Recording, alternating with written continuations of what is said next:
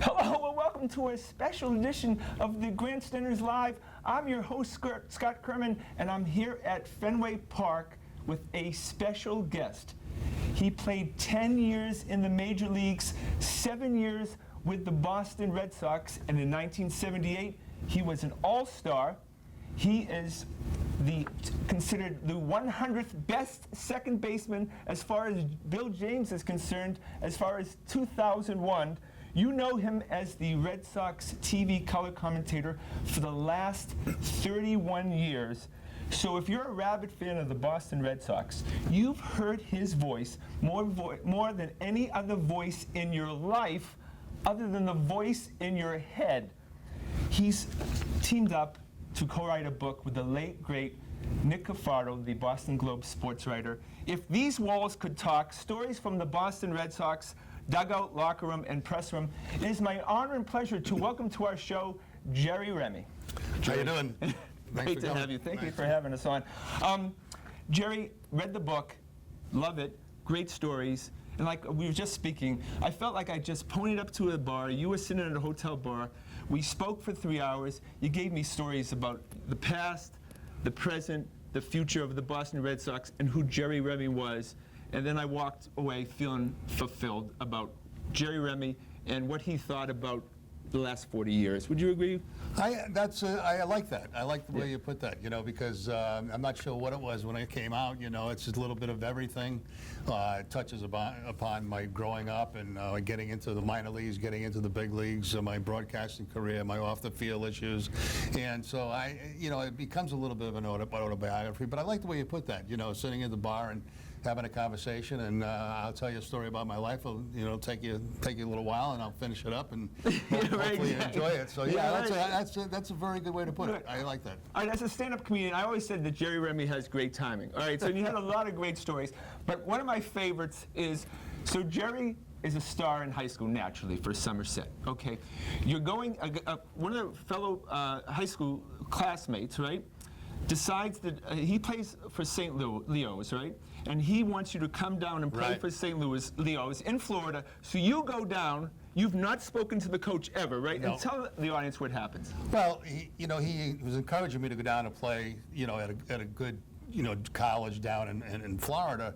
And he felt like I was good enough to make the team, and I had no idea. This is your fellow classmate. Yeah, not a classmate, but an associate, associate that I had in town, who played there. Was a little bit older than me. Okay. And so we jumped in the car, and we drove down there as he was beginning his, I think, sophomore year, and I was kind of going for my freshman year. And when we got to the campus, we got all settled in. I got a room and all this stuff, and I go to practice on the first day, and the coach calls me. Didn't even let me in the clubhouse. He says, hold out here, and I come back out, and he says, I just want to tell you, he says, you're academically ineligible to play. I said, oh, now what do I do? So he says, well, we'd recommend you go to a junior college.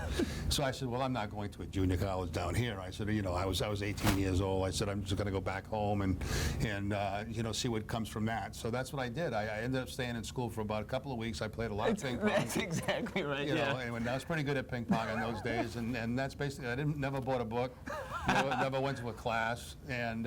They still remember your ping pong days. Yeah. Oh yeah. I could play. I could play a little bit.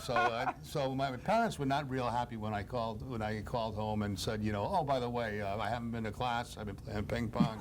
I'm not eligible to play baseball, so it's time to, I'm coming back home. And that's when I enrolled in Roger Williams for a semester. Then I got drafted again by the Angels after that. There's never a bad story that has ping pong in it, Jerry. No, I guess you're right. Yeah, so it certainly kept my time busy down there. That's for sure. So you almost got waived early in your career, but one guy stepped up for you, and if he literally we may not be sitting here right now if it wasn't for that guy. No, absolutely. A guy named Kenny Myers.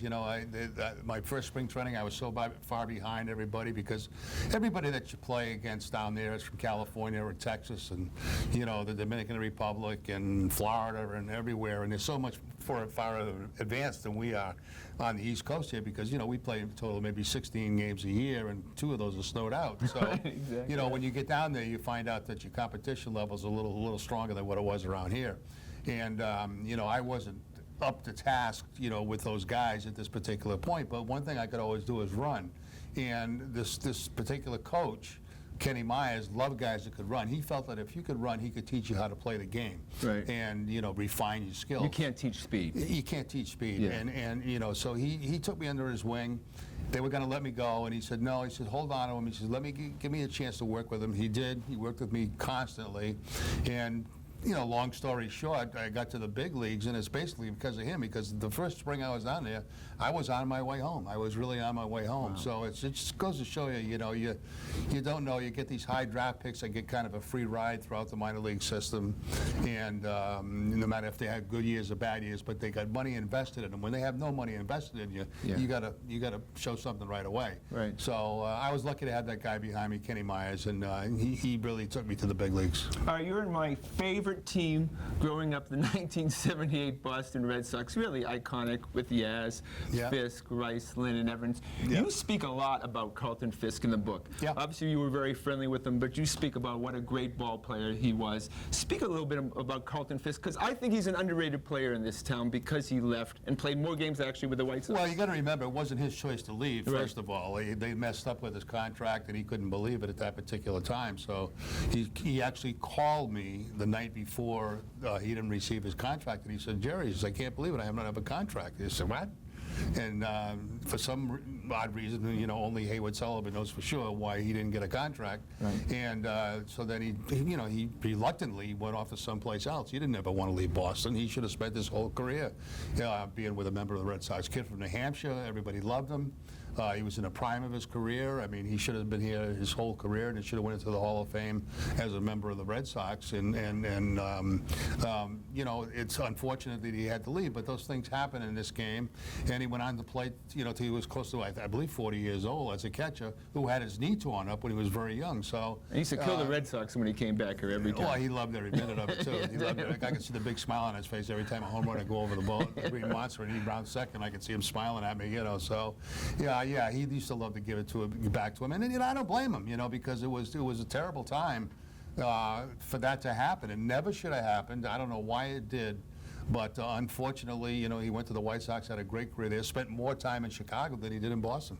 So you make a great point, actually, it's really about the present. You talk about the 1978 team. Obviously, they lose in the playoff game to the Yankees. Then there was a hangover in 1979 from that season, you felt like. Do you feel like it's a similar hangover right now from the 18 to the 19 team? I don't know about hangovers.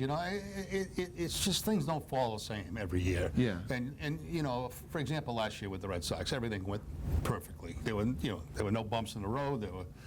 Everything was smooth. You don't have that all the time. Now the Yankees are kind of having that this year. Yeah. They're playing that kind of baseball like the Red Sox played a year ago. So there are many different ways to get to the playoffs, and obviously one of them is with the wild card situation. So that's what they've got to look forward to now. You can't look ahead 11 games and say you're going to catch the Yankees with it, because that's probably not going to happen.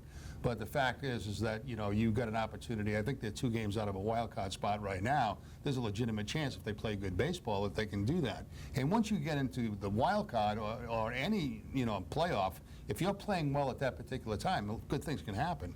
So the key is for them to continue to get some wins and get into the dance. Once you get into the dance, if you're playing well at the end of September, going into the playoffs, you can play well right through them. Well, Jerry does great analysis on the 2004, 2007, 13, and 18 teams. I really enjoyed that part of the book. But you said that your most favorite team is the 2004 team. Yeah, because they did something none of us could do, and that's win a championship, and they had some characters on that team, some real fun guys to be around. And characters. You played with characters. No, I did. But the fact is that they were a great bunch to cover, and to see them be able to do what we all tried to do for years and years here was pretty special. And what I really liked about them is when they won the championship, they said they did it, obviously for themselves, but they thought of all the ex-Red Sox players that have tried to do it, and that impressed me. That made me feel good, that they took time out to think about guys that had come before them. Yeah, great point. Who continued to try to win championships here and never could. So that was pretty special. But they had some wild and crazy guys, and Manny Ramirez, and how can you top that for crazy? But it was a fun team to be around. It was fun to see what they did. and they finally broke the curse. You're right.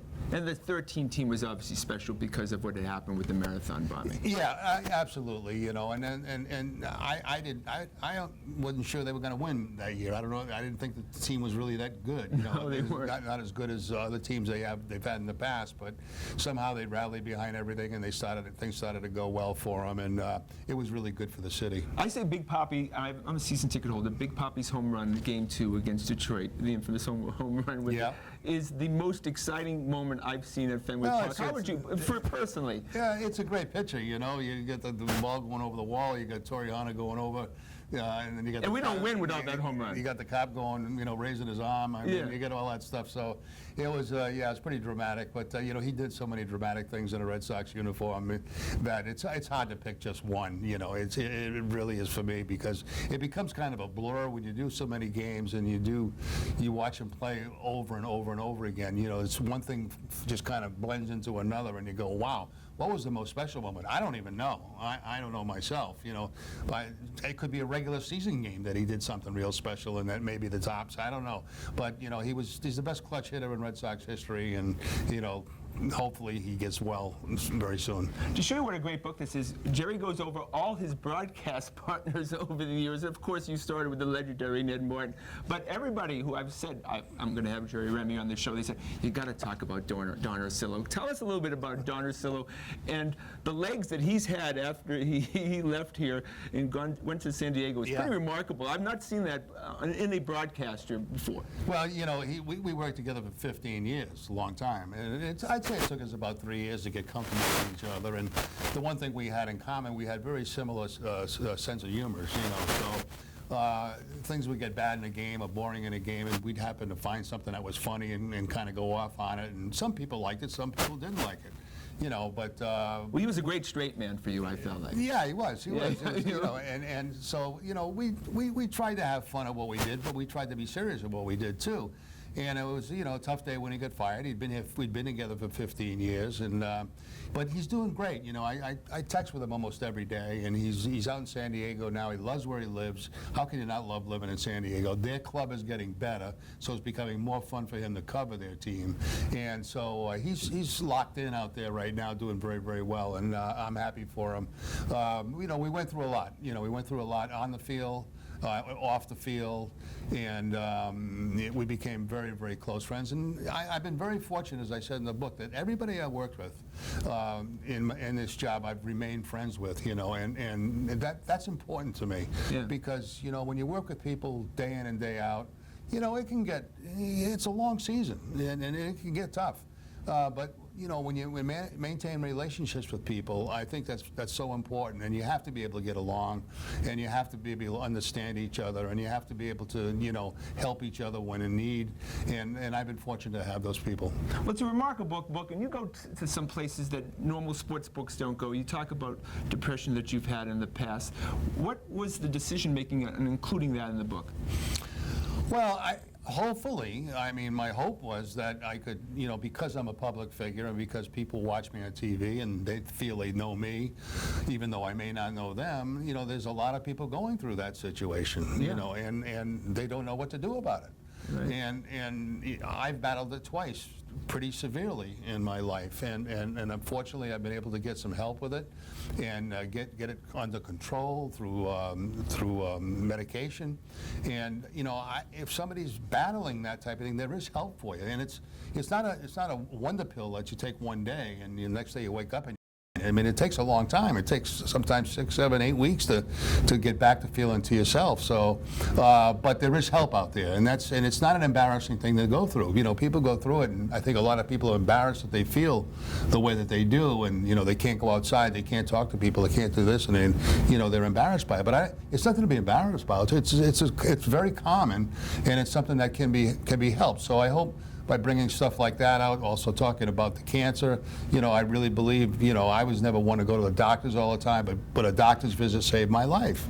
And so you know, for those who are out there that have doctor's appointments every 6 months or physicals every year, don't miss them, go. Because, you know, the earlier you get things, the better chance you got.